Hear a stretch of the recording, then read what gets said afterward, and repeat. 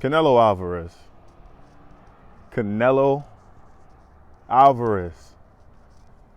Saúl Canelo Alvarez. Canelo Alvarez. Canelo Alvarez. Canelo Alvarez. Canelo Alvarez. Yo, where do I even begin? What is there to say that has not already been said? I'll start off with this because this is all about Canelo Alvarez, but I cannot talk about Canelo without talking about his latest opponent, a man by which, had he not put up the effort that he did, you know, I'm gonna talk about Caleb Plant also, because boxing is about the best fighting the best beating the best. And, you know, in order to prove that you're the best, you have to beat the best. And you got to go up against somebody who wants it just as badly as you do. And ladies and gentlemen, that was Caleb Plant. Caleb Plant put up the performance of his career. Did it fall short? Yes. Did he get knocked out in the 11th round? Absolutely. No question about it. There's a reason why they call them championship rounds. Caleb Plant boxed beautifully, on his toes, had good head movement, had very good defense, and a beautiful jab. Things that we already knew about him coming into the fight, and he put them on display. He did the best he could with the arsenal and the skill set that he had. Coming into the fight, here is what I said. We already knew that Caleb Plant was a very good boxer. Caleb Plant is an excellent boxer, but being an excellent boxer is not enough to beat Canelo Alvarez. He proved that.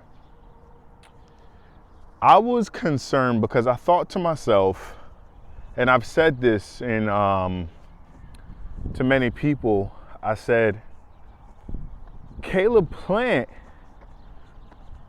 whether or not he wins the fight, is going to come down to a couple things that proved to be true, which was, yeah, we know Caleb Plant can box, but from what I've seen from him, I've also seen Caleb Plant gas.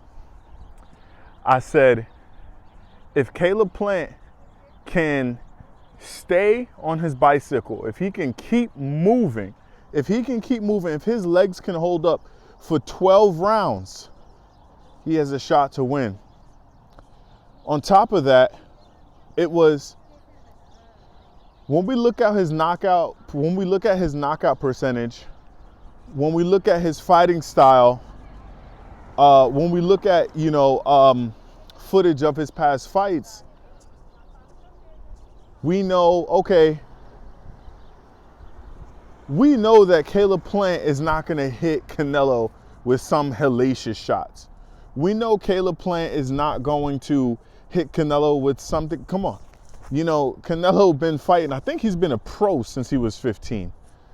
And he's a Mexican pro. What I mean by that is you're probably not going to hit Canelo with something he's never felt before. You're talking about a dude who went up 4 weight classes. You know, even though he slept Kovalev, and, you know, I do believe that Kovalev was a shell of himself when Canelo fought him. But Canelo felt Kovalev's power. Canelo fought Triple G twice and sparred him also. Are you really going to hit Canelo with something he's never felt before? No. Is it possible that Canelo can hit Caleb Plant with something he's never felt before? Yes. And that proved to be true. Canelo dropped this man and hurt him very badly in the 11th round. Caleb Plant jumped up too fast. He should have stayed on his knee. He should have taken the 8 count and get, to recover. But when you're a champion, when you're undefeated, when you know, maybe never, well, for him, he's never been knocked down in a professional fight. You know, different fighters respond in different ways to being knocked down. Caleb Plant is a dancer in the ring, and he's great at what he does. The issue with that is the temptation and the pride in you is, jump up, I'm good, I'm good, I'm good. Yo, chill. You just got dropped, bro. You just got dropped. Take a second and breathe. He didn't do that. He got up too fast, and he gave Canelo the motivation that he needed to stop Caleb Plant. Like I said, Caleb put up a valiant effort. I honestly had the fight, after 11 rounds, I had Caleb Plant up by 1 round. But, and I was telling this, to my wife, yo, doing it for 11 rounds ain't enough. And when we look at what a beautiful, beautiful performance Caleb Plant put on, and Canelo stopped him, what I'm telling you is, look, I know a lot of people aren't going to want to hear this. I am a fan of boxing first. And of course, there's fighters that I want to see succeed. I want to see Canelo succeed. I want to see Caleb Plant succeed. I could go on and on about that. That's another video for another day. But when we look at Canelo's performances, when we look at this fight against Caleb Plant, it really does. Look, I'm not here to talk about your feelings. The truth is, it really does highlight the expertise and the mastery of Floyd Mayweather. Because Canelo did not win 1 round against Floyd. Floyd took Canelo to school for 12 rounds. And Canelo couldn't hit Floyd. But Floyd said it after his fight with Canelo, that once he retires, Canelo was going to be the face of the sport. Floyd said that Canelo is going to be the best in the world. From the eye test and from being in the ring with Canelo, Floyd knew. I believe Canelo was 24 years old when he fought Floyd. Why is that a big deal? Yes, he took a L. A lot of people look at it like an asterisk. Like, yo, yeah, but, you know, he was 24. It don't matter. You a professional. He lost to Floyd. Floyd beat him easy. One of his easiest fights. But Canelo was humbled by Floyd. Why is that important? This is another video for itself. This is about mastery. Mastery requires humility, okay? Humility is not the absence of confidence, but humility is knowing that you have room to grow. Canelo learned at 24 years old when he fought. Canelo was told that he was the best, and he believed that he was the best. He had confidence, but Floyd taught him that he was not the best. Now, Canelo could have attached all kinds of definitions and things to that loss. Canelo could have been like, yo, you know, he could have made excuses, but he lost. It benefited him because Canelo has done nothing but improve since that fight against Floyd Mayweather. Canelo fought Floyd, the greatest boxer of this generation. Soon after fighting Floyd, he fought Erislandy Lara, Cuban left-handed supreme boxer. I personally believe that Lara won that fight, but it was a close fight, so I'm not upset because I would have been all right if it went either way. It was a very close fight. No fighter put on like a game-breaking performance and like made you go, yeah, that person definitely won. I believe Lara won the fight, but I believe he won a close fight. Why am I mentioning that? Because on the world stage, Canelo has fought supreme boxers before. You get what I'm saying? And he was way younger in his career and not as good as he is now. Canelo has perfected his head movement. Canelo has perfected his body punching, but that kind of comes with the territory in terms of the body punching as a Mexican fighter. But Canelo is the best body puncher in the world. Behind him is Errol Spence Jr. And the reason I put Canelo above Errol Spence is because of the resume. And Canelo has been a hellacious body puncher on the world stage. Errol, a lot of his body shot knockouts came early in his career when he was fighting guys like Samuel Vargas, like people like Chris Van Heerden, Phil LaGreco. They're not like world-class fighters, and that was really where you saw Errol display his body punching. Not to mention Errol's from Texas. He learned how to throw to the body at a Mexican gym in Texas, which makes sense. Saul Canelo Alvarez, being the face of boxing and certainly the face of Mexican boxing, it comes as no surprise that he's a hellacious body puncher. One thing I do think that Caleb Plant should have kept up was his body punches to Canelo. There's a saying in boxing, which is that body punchers hate body punches. I'm telling you, right? Errol Spence don't like body shots. Triple G don't like body shots. Canelo don't like body shots. These fighters who are great at throwing shots to the body don't always respond well. Caleb Plant landed some really good body shots against Canelo Alvarez. And yes, I know that Caleb is the taller fighter, so it's more of a risk to throw punches to Canelo's body. It was working, okay? Not only was it working, he needed to keep going up and down stairs with his attack and certainly with the jab. He offset a lot of Canelo's head movement by throwing the jab to the stomach, into the solar plexus. And the reason that was able to offset Canelo's head movement was because Canelo didn't know where the jab was going. Caleb Plant showed some really good wrinkles, man. I think, Caleb Plant only had like 3.5 minutes left, and it could have, this could have been his fight. But not to take any credit away from Canelo Alvarez, because he executed a beautiful game plan. Listen to me.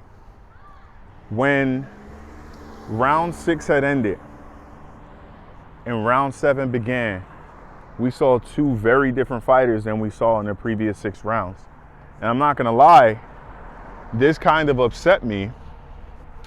And I was thinking about this in the lead up to the fight. I believe and I knew that Caleb Plant was gonna win the early rounds. Floyd Mayweather always says it, man. Everybody looked like an all-star and a world-class fighter in the first 6 rounds. But I wanted to see what happened from round 7 on. The whole time I was watching the fight, I was like, this nice, this nice, this nice. Show me round 7. And man, when round 7 came around, the second that round 7 started, Canelo began to move his head. But wait, Victor, Canelo always moves his head. No. In the first 6 rounds against Caleb Plant, Canelo was not moving his head. Canelo was really staying in high guard. He did a little bit of head movement. He can't help it. It's muscle memory. He has phenomenal head movement. Some of it is going to slip out, but he wasn't really committing to his head movement in the first 6 rounds. Canelo has learned to pace himself for 12 rounds, and he did not fade in this fight. He was willing to give Caleb Plant the first 6 rounds. And listen, that comes from so much drilling, that comes from coaching, that comes from sparring, and that comes from fighting the best. This dude Canelo is experienced, yo, and he knows how to let you drown. Floyd Mayweather was known for taking, right, the saying is you take him into deep water and let him drown. In other words, a fighter who's flashy, a fighter who dances a lot and moves a lot, unless they're Muhammad Ali, unless they're, and of course he faded, he was a heavyweight, unless they're Sugar Ray Leonard, unless they're Floyd Mayweather, Devin Haney of that like caliber, that fighter, and even Devin got caught. I mean, everybody gets caught, but my point is, eventually those legs are gonna fade. Especially anybody above 160 pounds. Anybody above 160, your legs are going to fade really after round 8. I have not, and feel free to like let me know if I'm missing somebody, but legs fade, man. And Canelo knew that Caleb Plant had a tendency to gas out in his fights and fade just a little bit in the second half of the fight. And that's exactly what we saw. Round 7 came and both fighters were different. Canelo is moving his head. All of a sudden, whoa, where was his head movement in the first 6 rounds? Canelo is moving his head like crazy. He's coming after Caleb Plant. He steps on the gas. And so what that means is that he paced himself, right? He knows it's a 12-round fight and that his opponent has a tendency to gas. So why, you know what I'm saying? Why feel the need to exacerbate your own energy if this dude is going to gas himself out? Like, let him beat himself for the first 6 rounds. That's what Canelo did. He let Caleb Plant beat himself for the first 6 rounds by using all his energy. Round 7 comes. Caleb is not on that bicycle as much. He's walking on the sidewalk. Caleb Plant he's planting his feet more. He's a little bit more flat-footed. I'm looking at his back leg, and a good rule of thumb is always look at a fighter's back leg. So if they're right-handed, their right leg is going to be in back, right? And it's going to be bent. If they're left-handed, they're going to be a southpaw. And again, I'm using a front-facing camera, so I'm not sure if you're seeing it the right way. But the point I'm making is, whichever leg is in back, look at the bend in the legs. The bend gives you a picture into possibly how conditioned that person is, right? And so if that person is feeling confident, if that person is in shape, if that person is ready to, if they're ready to scrap and they're not tired, they're not gassed out, you're gonna see a bend in that leg because they're ready to either, bounce forwards or backwards, but they still have the bounce in their legs, which is why their knees are bent. If that person's leg is straight, then that person is more likely to be tired in that moment because they're too tired to keep the bend in their knees. They want to preserve their energy a little bit more. And so, and why am I bringing this up? Just pay attention when you watch fights. If you see a fighter, especially in the later rounds of the fight, now sometimes in the early rounds, you might see a fighter trying to walk somebody down. Maybe they're on high guard and they're trying to walk somebody down and their knees are straight. Walking somebody down is different. But if they're in a boxing stance and their back leg is straight the whole time, there's a good chance that that fighter is gassed out, right? Now, again, there's certain exceptions, like if somebody like Floyd or maybe Devin Haney or somebody is doing a pull counter and they like straighten their right leg, their back leg, that's different. That's intentional.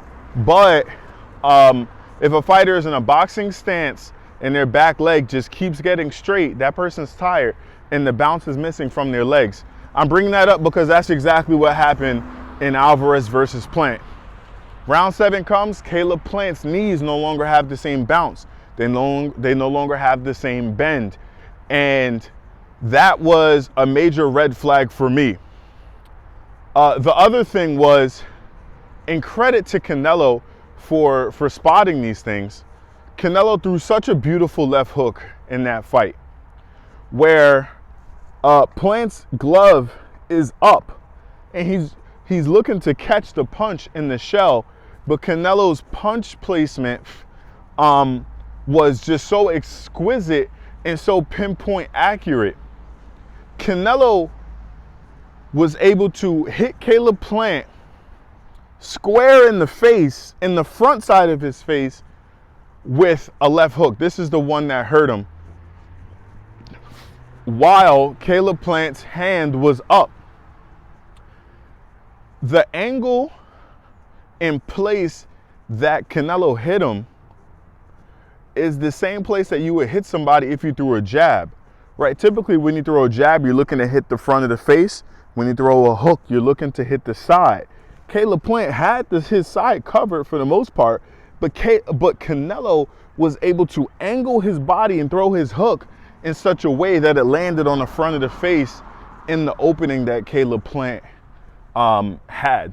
And from there, he rocked him. Caleb Plant didn't give himself time to recover as he should, and Canelo rocked him. My worry coming into that fight was for Caleb Plant was, can Caleb Plant stand up to Canelo's power? Can Caleb Plant stand up to Canelo's body punching? Can Caleb Plant keep his movement up for 12 rounds? No, no, and no. Beautiful exhibition, boxing exhibition and display by Saul Canelo Alvarez.